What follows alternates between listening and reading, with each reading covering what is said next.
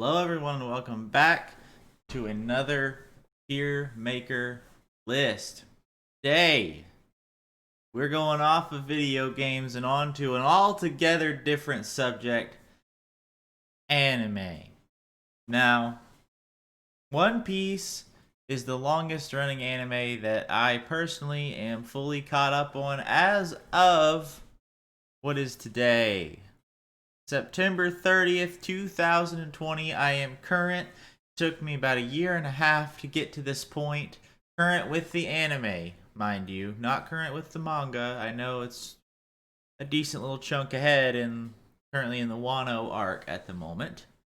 But, having said that, that gives me a pretty decent foundation in which to rate all of these Nakama, as they would be called, or the crew members of One Piece. Now, I do believe that there will be more crew members before this is all said and done, so perhaps some year in the future I could be persuaded to make a new video.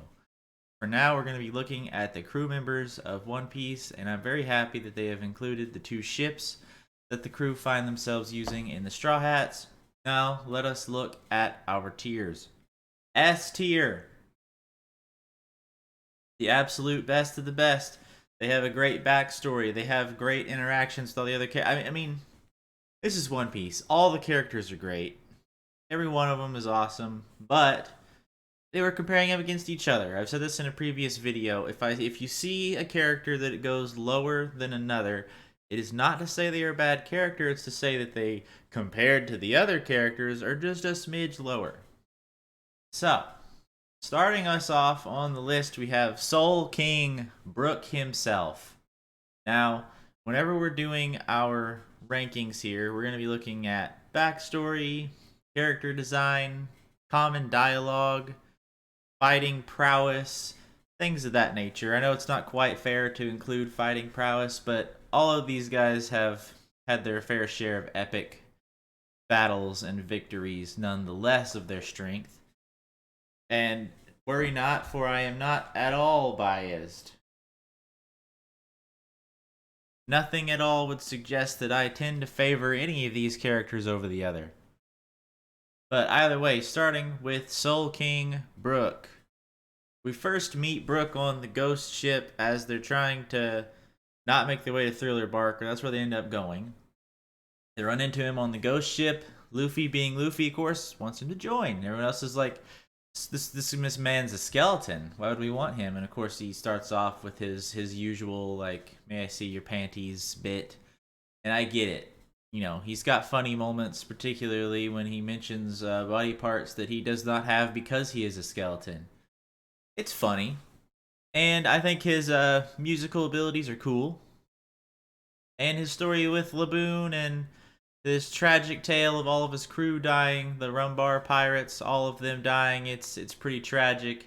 And Binks' sake, I could listen to that, like, to that just on repeat over and over again. So that alone is gonna give him a little bit of a boost. But, now, again, once I make these rankings, they're not final, they're subject to change as we go throughout the ranks.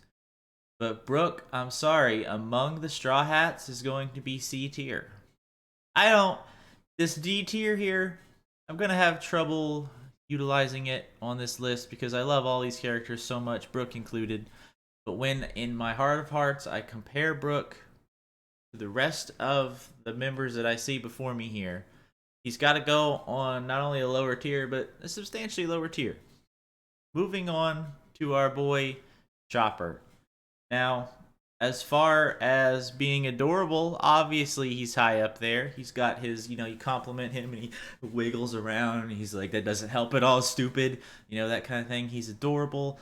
He's got an interesting backstory with Luke and all of the things on the snowy islands. But the arc itself that we acquire Chopper from, it's not one of my absolute favorites. Wapol is not that interesting of a villain, and he doesn't really do much at all before he gets full sent. Of course, you've got the epic, like, Luffy climbing the mountain, and then, like, them trying to eat Chopper when they first see him because they're hungry. Like, that stuff is very good, very cool, but the arc itself just kind of leaves something to be desired. But, to be fair, he Let me adjust this real quick so it doesn't bother us. Chopper, I love him. His abilities are cool. The Rumble Ball's a neat concept. He's the doctor, so obviously extremely necessary to the ship's continued successes. And I do think that his, like, the first reveal of, like, his beast gigantic form is pretty terrifying. It gives me, like, Full Metal Alchemist vibes of, like, the freaking, well, you know, the dog girl hybrid horrible monstrosity. But I do think that Chopper is a tier above Brook at the moment, but I don't think he gets to go much higher than that. Just because, as far as emotional moments with Chopper, they just don't hit as hard as some of these other characters. There's so much emotional investment in all of these characters, and the ones that continually hit you with, like, big moments are obviously going to move you ahead. These two characters are more on your overall comic relief side of things. Like, every character has hilarious moments, yes, but the rest of these guys are kind of like, when things get serious, they're the ones you turn to. You don't necessarily turn to Brook and Chopper. Though to be fair, Brook did stand up to Big Mom in what was a pretty epic scene. So, you know, maybe I do have to put them on the same tier together for now. I don't know. But it's hard for me. Just the Big Mom aspect alone almost lets me elevate Brook, because he does get the poneglyph for him, and he does stand up to Big Mom. So you know what? For now, we're actually gonna swap them. The Going Merry, the first ship granted by the Syrup Village of Usopp's, like, people.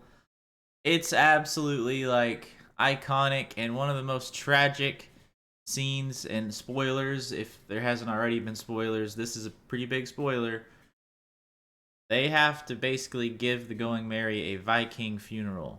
And the Going Merry is given, like, personality and a voice at parts of this. And the crew who has spent, some of these crew members never got to see the Going Merry, which, you know, obviously it's not going to impact them as much. But all the crew that spent so much time on the Going Merry has to then, like, see it off and, like, see it destroyed in front of them. And it is terribly sad, and it leads to a conflict between two of the characters that is unrivaled, in my opinion, between two Straw Hat characters.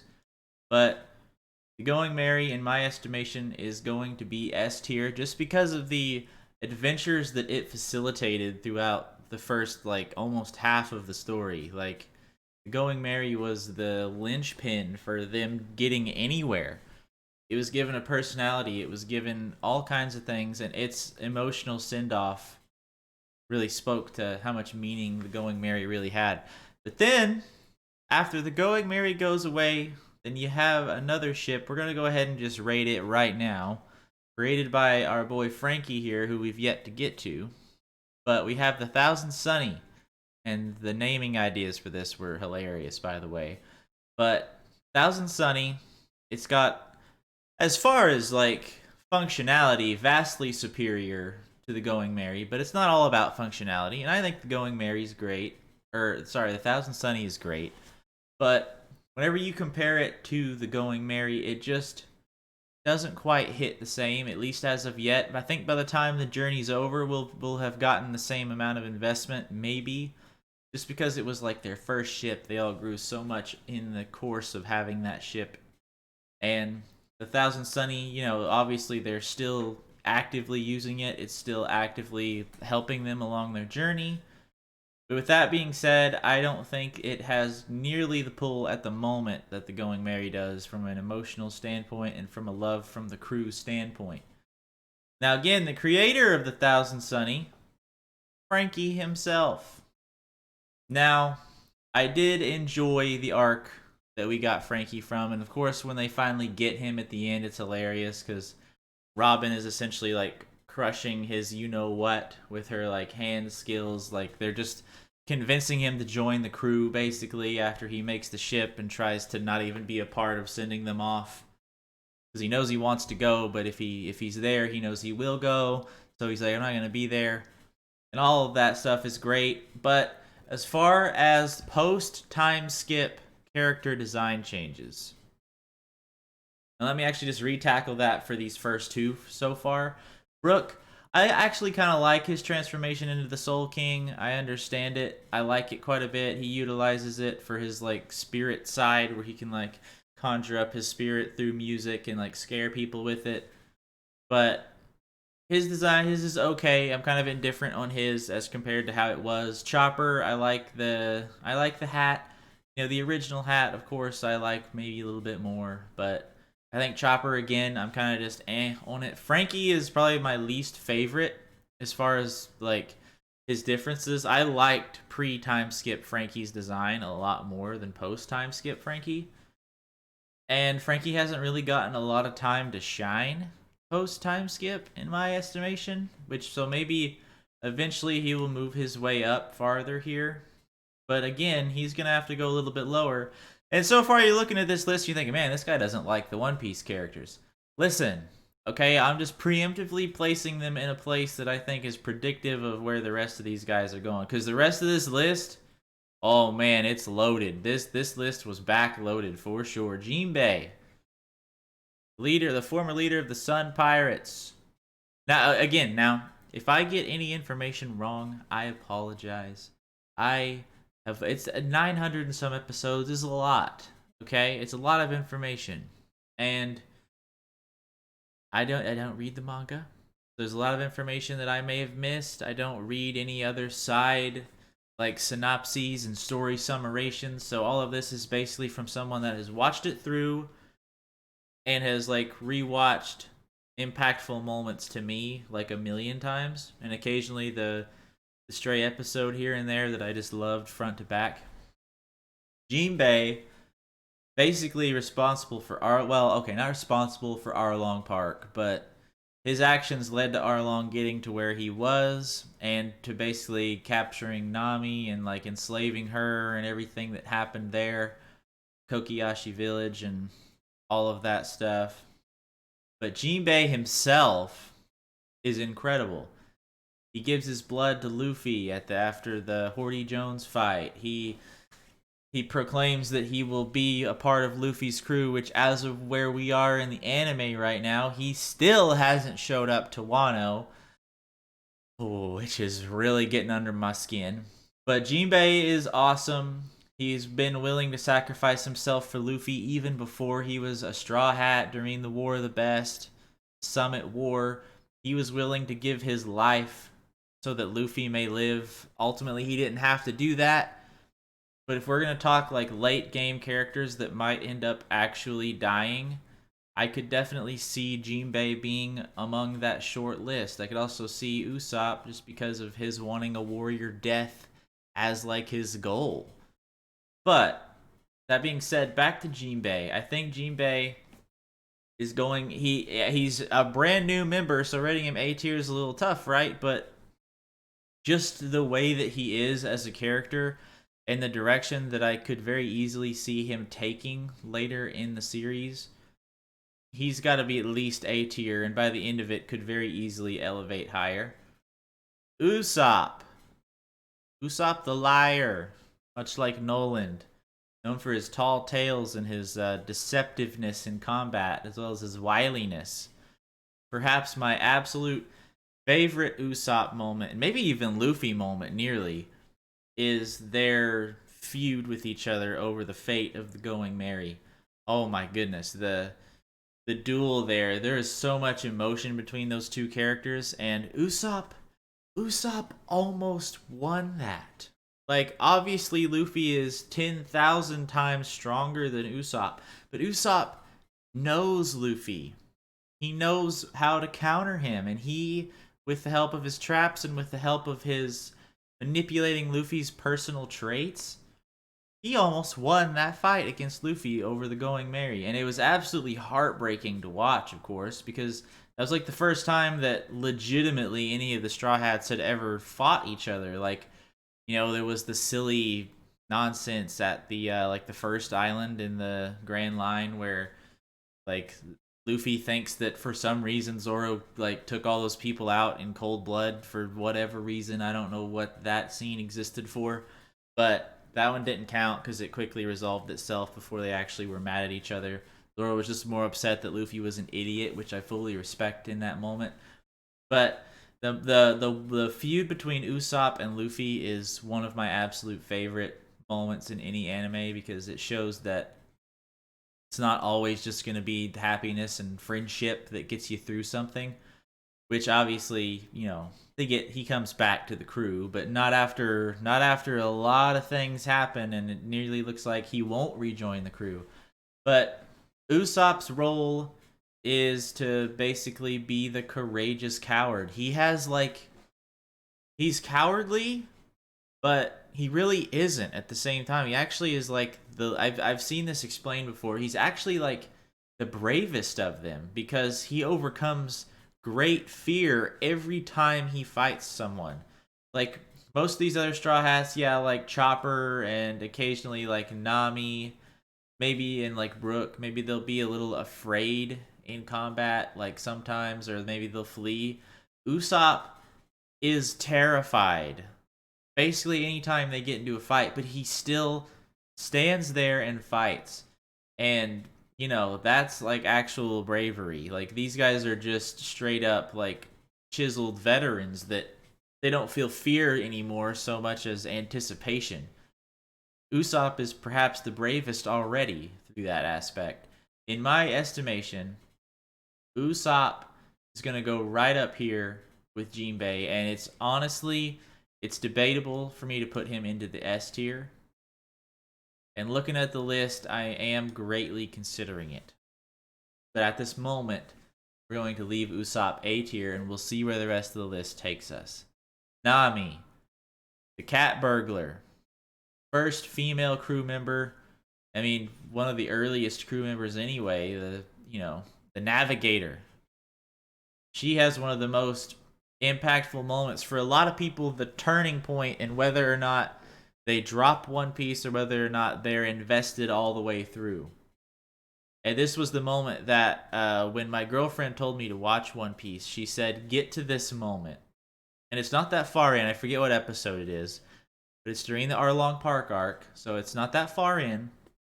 So not if you haven't watched One Piece, I would recommend that you at least get to this moment as well.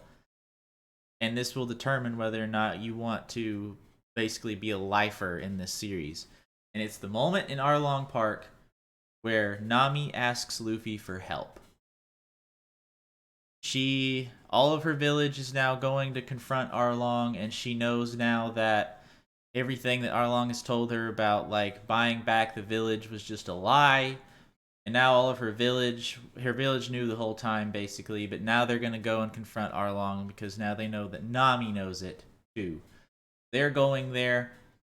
She looks at her tattoo on her arm and just starts stabbing it with a knife because she hates it so much. And it's like this just symbol of like hatred and this symbol of like her village living in like oppression, basically. And then she turns to Luffy and finally asks him for help. And what does this man do? He puts the hat on her head. His treasure. He puts it on her head and is basically like, I got you. We got this. And then, of course, you've got the walk to Arlong Park. You've got our four heroes here, Usopp included, walking. Oh man. And then they just freaking obliterate Arlong, of course, after many theatrics because it's One Piece. But they beat Arlong and my Lanta. And then Nami nowadays is offensively capable herself as well with her tools made by Usopp. By the way, of course, she advanced them through being at like the cloud people's area and things like that. But she has had a lot of character development as well in her story. And so I think she's at least going to go A tier with Usopp and Jinbei here. But these characters are all absolutely astounding, and she has some of the best emotional reactions, like whenever she learns about what happened to Ace and Luffy and all of that, and she breaks down. That's how she kind of uses it to get out of the cloud area. So some people are like, oh man, like she just faked it to escape. To an extent, she used it to escape, but those were not fake tears. She was genuinely very, very sad of what happened to Ace and thereby what was happening to Luffy in the meantime. Because whenever all these characters got separated, you got to see their actual loyalty to Luffy. Like, they all tried to get there, and then they finally saw his message, his 3D2Y, or not 3 days, 2 years. Yeah. So they saw that, and they all trained and got stronger and better so that when they got back with their captain, they all could be better and actually advance to the new world. But anyway, going on to Robin again, one of the best like actual crew joining moments. Now she was with the Straw Hats for a while leading up to the events at Water 7 and Enies Lobby, but she wasn't really a part of the crew. She was still mysterious. No one really knew like a whole lot about her backstory or anything, and she was still kind of closed off to everyone. And then whenever CP9 like took her away, and then she got taken away to Enies Lobby, and of course, before we get into how she joins the crew, you gotta go back to the beginning when we first meet her. Her character design back then was so cool with like the hat, like the freaking Crocodile Dundee hat, and the Mysterium behind her, like being so powerful and scary, and like Crocodile's like right hand person basically. And then she ends up just being on their ship. She's like, "Hey Luffy, by the way, you didn't let me die, so now you're stuck with me forever." But going back to, and she's had some of the coolest outfits, by the way. Like her Skypiea outfit, like that purple, I think it's Skypiea, like that purple like velvet, like freaking absolutely gorgeous like suit that she had on. Oh man, I think it might even, no, it's not what she has here because this is a very new Robin. But oh man, it was so cool back then. Just all of her designs and things like that. And she still kept her like mysterious edge to her a little more back then. Nowadays she's less mysterious, more just kind of edgy. Still love her, of course, but and then you have what happened at Enies Lobby, where basically she's convinced herself that no one is ever going to embrace her because of her past, and so no one really cares enough about her, so the world would be better off with her just dead. That's what she believes. But of course, Luffy's not going to let that happen. She's part of his crew, so he's going to go all out. His crew's going to go all out to save her. Then, of course, you've got them all standing atop the, like, the castle edge kind of thing, looking up at her. And Luffy's like, he doesn't know Soga King is Usopp, and he's like, shoot the flag down, which is like a declaration of war against the government. And then of course you've got like the I want to live moment is like one of the most powerful moments in all of One Piece. And then of course that's the cue. That's where they're all like, "All right, you are going to come back with us." And they do. And after that point, she's a little more comic relief based, but now we have ties to Dragon, which we still haven't gotten to really hear about her real connection with Dragon, because we still don't know a whole lot about Dragon, to be honest. Luffy's father, but I think that she also is going to belong right up here in the A tier with Usopp and Nami. All of them absolutely just incredible characters with awesome backstories. You know, hers being that her whole family, basically like everyone she had ties to on the island of all, like where they could read the poneglyphs and stuff. Didn't even talk about that. She's like the only person that can read poneglyphs, and obviously is going to be instrumental in getting them to Raftel. And then, of course, you got her backstory here. We kind of missed out on some of the backstories here. I kind of ignored those just a touch, so we'll go back and look at them a bit. Nami, of course, you've got, you know, the sister and all of them getting betrayed and killed, and I just love that she has the trees now on the ships to, like, symbolize that. A great touch. We've got Usopp here, of course, where his family is basically gone, but he's still got someone that he loves in Kaya.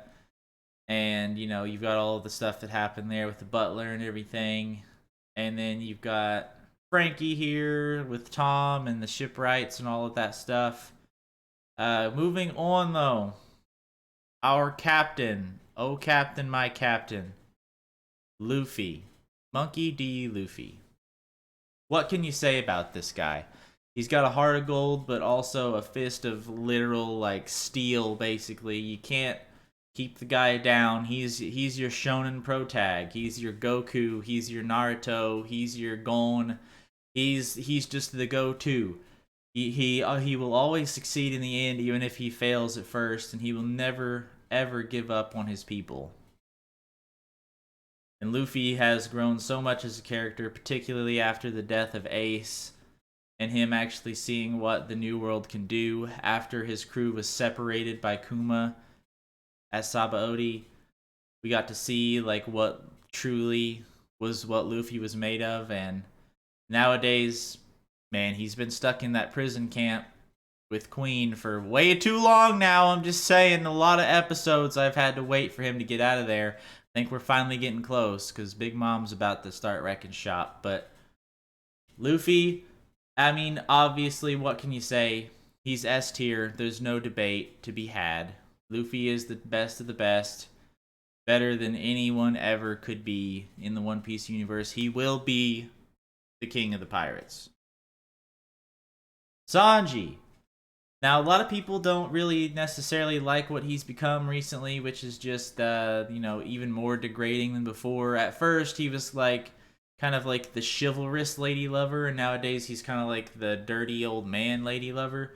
But I still think that, of course, these two's dynamic of Mosshead and Bad Cook and all that back and forth insulting stuff is great. Some of the highlights of the show come from that. Just in the last episode, Sanji was trying to save someone, and Zoro swooped in there and saved her instead. And Sanji was like, "What? The Moss Head like saved a woman before I did?"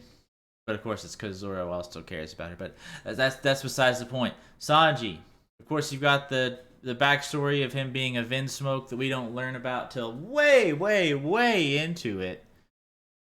But we learn about like his like father and all the genetic nonsense with his brothers and sister and all that stuff, and how they treated him awful, horrible. He got his revenge though, and that part got resolved. But the feud between him and Luffy is also extremely incredible, and the moment where Sanji brings the food to Luffy and it's basically destroyed, but Luffy doesn't care. It's from his cook, and it like revitalizes him, brings him back, and then Luffy's like, "All right, I gotta do this," and he just punches the crap out of him. And Sanji finally like breaks down. He's like, "I want to be with you guys," and Luffy's like, "All right, then we're gonna crash the wedding," and everything from there happens. But of course, you've got the Power Rangers aspect of him too. His Soba mask. He's freaking awesome these days. We need to see that suit used a little more. And I love the music they put with it, by the way, in the anime. Like, it's great stuff. Sanji is also gonna go A tier. This is gonna be a particularly top heavy list. It just is. The Straw Hats are great, and they're all like, Oda is a genius, a character writing genius. Do we even have to talk about it? Zoro, S tier. What more do you need from me? What do you think, Zoro? Yeah, S tier seems about right, huh? Yeah, S tier. I would agree. Above the cook? Yeah, I mean, obviously. Of course he's gonna go above the cook. What more could you... He's Zoro. If there was an S tier, Zoro's going in it alone. And it's not just for the memes. Listen, Zoro's sacrifice. I don't need to say more. The only people that even know that it happened is Sanji knows it happened. I'm not sure. Brook might as well. I don't remember. Robin might as well. But I know for sure that our man Sanji and a few of the people that were left behind on Thriller Bark, they know that it happened. But nobody ever said anything about it. Luffy doesn't even know that Zoro did that for him. Zoro even tells Luffy after what happened with Mihawk, he was like, "I'm not gonna lose again," and he has not. Like, technically, No one's ever felled him and then like claimed him defeated. He's been knocked down and beaten down and teleported away and things like that, but he hasn't technically lost a 1v1 encounter since then. He's absolutely just ridiculous. And the moment that happened pretty recently between him and Killer, we didn't know it was Killer at the time, but he freaking stabs him through with the scythe and he like locks it in there with his muscles and he takes it out. And oh man, just the beautiful animation there.